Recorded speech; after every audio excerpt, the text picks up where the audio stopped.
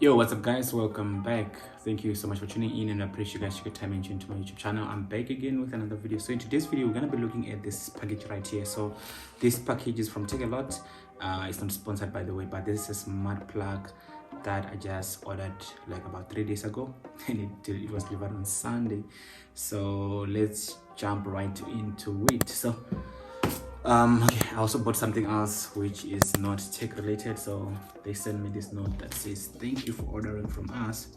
So I'm gonna put that aside. So let's get into this plug here and see how it works. I just forgot which brand it was. I think it was VIZIA or something like that, but this is a single plug that you can use to plug in any 3-pin plug device, like your TV, your kettle, your iron, those kind of things. So yeah, let's just check. I don't know why Take A Lot always give us like big boxes or something which is small, but the plug is actually in this package. There's nothing else. I'm gonna put this aside and let's look into this plug. Yeah, as I was actually right. This is a VIZIA smart Wi-Fi plug with energy monitoring. So basically this also enables you to monitor the amount of power that the device you have plugged in is actually consuming, which is something that's very good. You're able to monitor the power and you decide whether you switch it on and off. But my case is actually different. It's for a different reason. I want to use this to plug in my TV. I've got a smart TV, but unfortunately I'm not able to switch this TV on and off using an app or remotely, and I will explain why. So normally what happens is, because my TV is a smart TV, I don't have any other device that's connected to my TV. I normally I play everything from the app, YouTube app, Netflix, and then Apple TV, we've got DSTV, we've got Amazon, we've got Showmax, we've got Facebook Live, we also have like Spotify. Those are the main things that we use basically for streaming, apart from the internet, which we normally do from our mobile devices.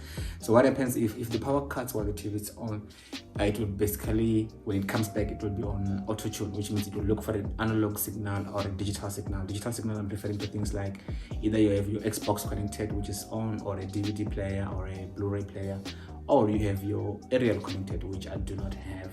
Hence it will actually try to search for a station that is going to play. It will find no channel, then it will keep on refreshing and make noise. That's a challenge if I'm not around, and sometimes it will happen at night if there's load shedding, which normally happens around in South Africa. So we have to sort of wake up in the middle of the night and then come and switch this TV off. Sometimes yes, we get to remember and actually switch it off from the plug. It's a problem. So now I bought this plug for that reason, so that if that happens, this plug will be able to solve that problem for me. I'll be able to switch this thing on and off.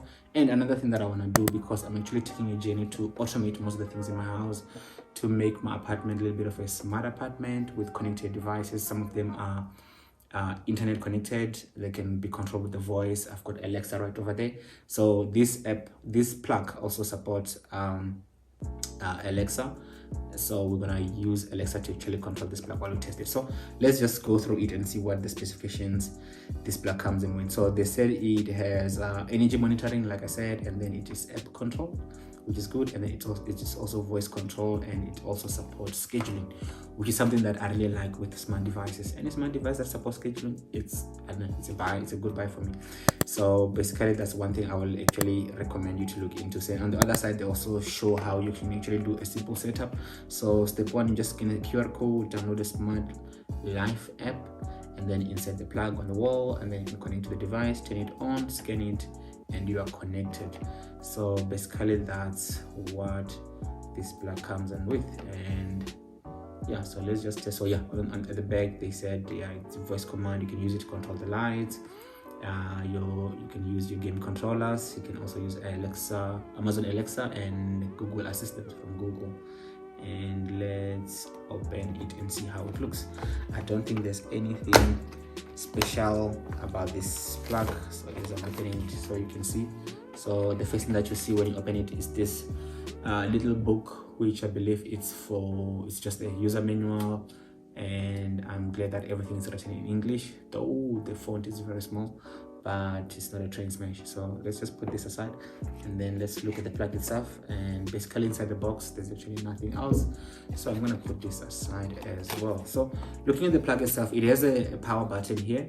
So basically this means that if the power is off, the power won't just come through and then go to your appliance that you've plugged into this plug. You will basically have to come and turn it on, or you can turn it on from the app, so that it's easier for you to control when should the device be on. But another thing that I like with this plug in particular is because you can also plug in a twin plug enabled device here. So they've actually made it in such a way that if you have a twin plug device, the one that uses the 2-pin, you can plug it in here. And then if you have a 3-pin plug that is supposed, I forgot the model, but it's actually a 3-pin with a smaller size pin, you can also plug in here. It will actually work. So hence, if you can see here, there's like 2 holes, which is one hole which is extended into 2. That's just to cover for those smaller size 3-pin plugs. Same applies to the small ones which are on the side. So basically that's it on this plug. So I'm going to use it to plug it in here, and then we're going to test it with Alexa, see if we can control it. So I've brought in my old device in here, which is the only device that has Amazon Alexa app on, hence I'm not using my other devices. So I'm going to plug it in, and then we'll test it with the TV. So we're going to have to turn the TV off, and then we'll set up this plug. Hang 10. I found Smart Socket from the Smart Life skill, and you can control it by saying, turn on Smart Socket. Okay, so yeah, the good thing is Alexa also picked it up. Then I'm just gonna rename it. By default, the name is called Smart Socket. I'm gonna rename it and then call it TV. And then I'm gonna say done. And then the power is on. So if you can see my TV right there, so basically this is what the TV will do, and then eventually it will start searching for analog signal, and then it will start making noise, and then comes back here for a couple of minutes, and then it starts searching again, and then if the volume is up, it will be making noise. At the moment the volume is low because I'm recording the video. So but back to the plug now it's on. So let's see if we can turn the TV off, and then it switches off the TV. Let's see if we can switch it on again from the plug. There we go.